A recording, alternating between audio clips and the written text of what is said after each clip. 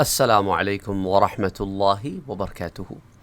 ایک سوال بہت زیادہ آج کل پوچھا جا رہا ہے کہ سر، میرا ایک ننھا بچہ تھا اور اس کا انتقال ہو گیا۔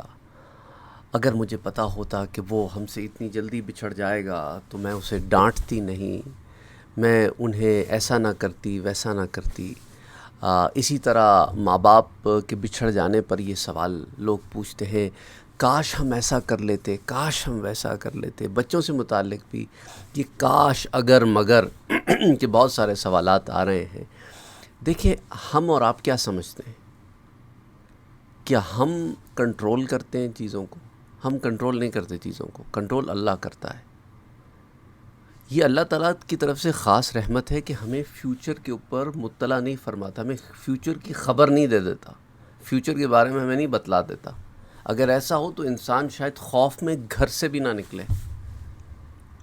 اور ایسی مثالیں موجود ہیں نا قرآن میں، جہاں اللہ نے فرمایا کہ کچھ ایسے لوگ تھے جو موت کے خوف سے اپنے شہر کو چھوڑ بیٹھے کہ شاید ہم شہر چھوڑنے کی صورت میں موت کو ڈاج کر دیں گے، موت سے بچ جائیں گے۔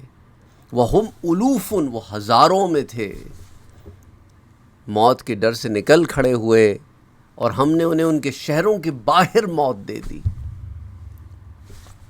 دیکھیں نا، اللہ سبحانہ و تعالیٰ جو ہے وہ ہر چیز پر قادر ہے، اسی کی قدرت ہے، تو ہم اگر مگر میں نہیں پڑتے۔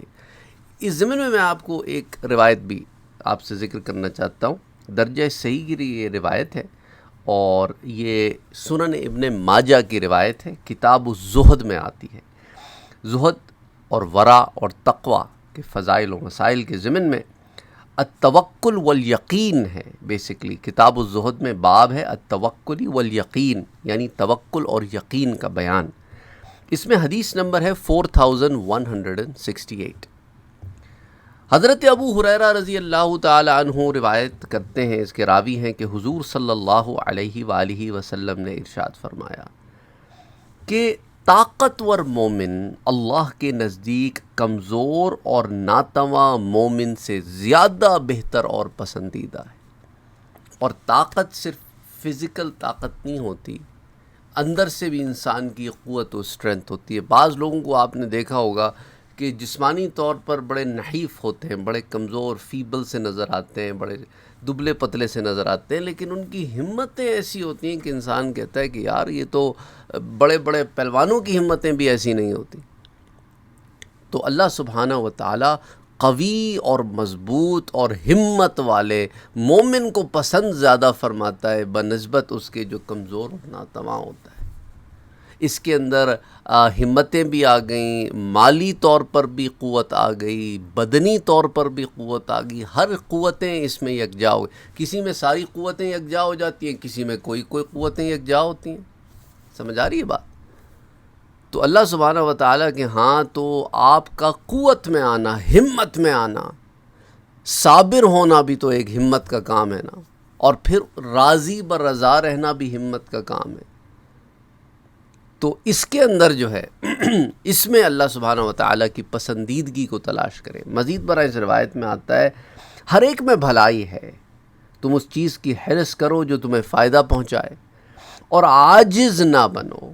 اگر مغلوب ہو جاؤ تو کہو اللہ کی تقدیر ہے، اس نے جو چاہا کیا، اور لفظ اگر مگر سے گریز کرو، کیونکہ اگر مگر شیطان کے کام کا دروازہ کھولتا ہے۔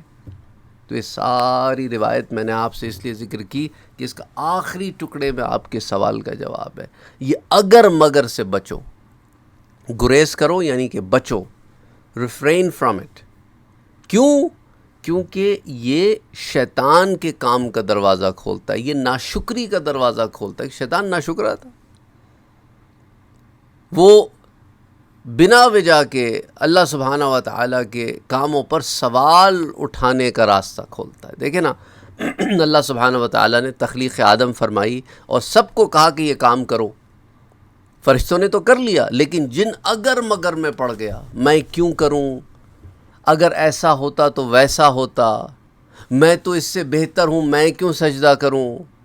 میں نے تو یہ کیا، میں نے تو وہ کیا، مطلب وہ ان اگر مگر کے چکروں میں پڑ گیا۔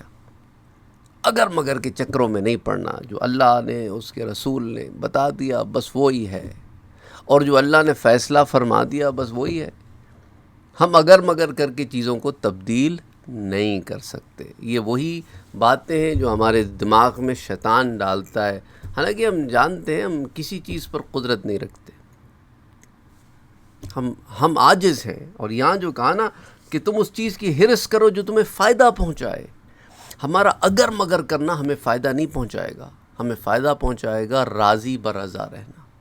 اللہ سبحانہ و تعالی نے جو معاملات فرمائے ہیں ان معاملات کو ایکسیپٹ کرنا، اس کے مطابق زندگی گزارنا. I know it's difficult, I know it's challenging. ہم سب نے اپنے کسی نہ کسی پیارے کو کھویا ہے، اور وہ تکلیف، وہ درد آج بھی دل میں ہے، لیکن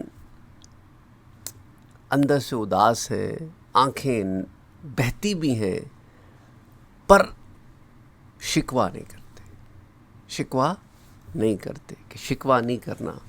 اور اگر مگر بھی شکوے ہی ہیں کہ انسان ابھی تک اس میں سے باہر نہیں نکلا. یہ اگر مگر اگر آپ سائیکولوجیکلی دیکھنا چاہتے ہیں نا، یہ وہی ہے کہ انسان ابھی تک اس فیز میں سے باہر نہیں آیا. ابھی اس نے مینٹلی اس کو ایکسیپٹ نہیں کیا جو اس کے ساتھ ہوا ہے.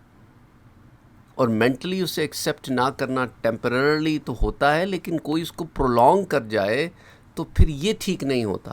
اس کی اپنی فزیکل اور مینٹل ویل بینگ کے لیے بھی ٹھیک نہیں ہوتا، اس کی اپنی صحت کے لیے بھی ٹھیک نہیں ہوتا، چاہے ذہنی صحت ہو کہ جسمانی صحت ہو، اور اس کے علاوہ اس کی روحانی صحت کے لیے بھی ٹھیک نہیں ہوتا، اسپرچول لائف کے لیے بھی ٹھیک نہیں ہوتا.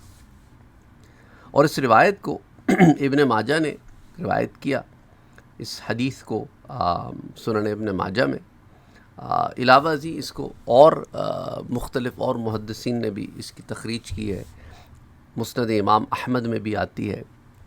بہرحال دا باٹم لائن از کہ آپ نے ہمت نہیں ہارنی، آپ نے اگر مگر نہیں کرنا. اگر ہم ایسا کر سکتے تو پھر ویسا ہو جاتا.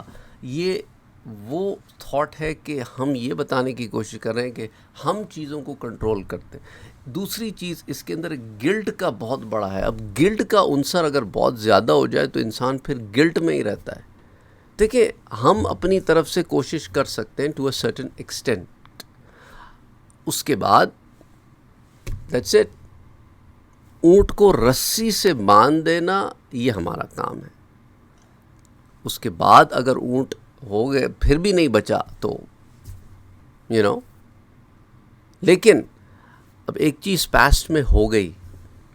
بچے کو ادب سکھانا بھی تو دین کا حصہ ہے نا. آپ نے اس کو تادیب کی، ادب سکھایا، کسی برے کام سے روکا تو اچھی چیز کی. اب اس پہ اب گلٹ کا آنا اٹس ناٹ رائٹ. اگر آپ نے جان بوجھ کر کسی کے ساتھ کوئی غلط کام کیا، نتیجتاً اس کی فوتگی ہو گئی، وہ اور بات ہے. لیکن آپ نے اپنی طرف سے پوری کوشش کی، بس اللہ کو جو منظور تھا وہ ہوا. بہرحال گلٹ سے باہر آئیں. گلٹ میں زندگی نہیں جی جا سکتی. اور آپ نے توبہ استغفار کرنی ہے. اگر کوئی غلط کام ہوا ہے پاسٹ میں، اللہ سے معافی چاہنی ہے. اور وہ شخص جو اس دنیا سے چلا گیا اس کے لیے توبہ استغفار کرنی ہے، ایصال کرنا ہے، اس کے لیے دعائیں کرنی ہے، اس کے لیے کوئی صدقہ جاریہ کر دیں. یہ ان چیزوں پہ محنت کریں.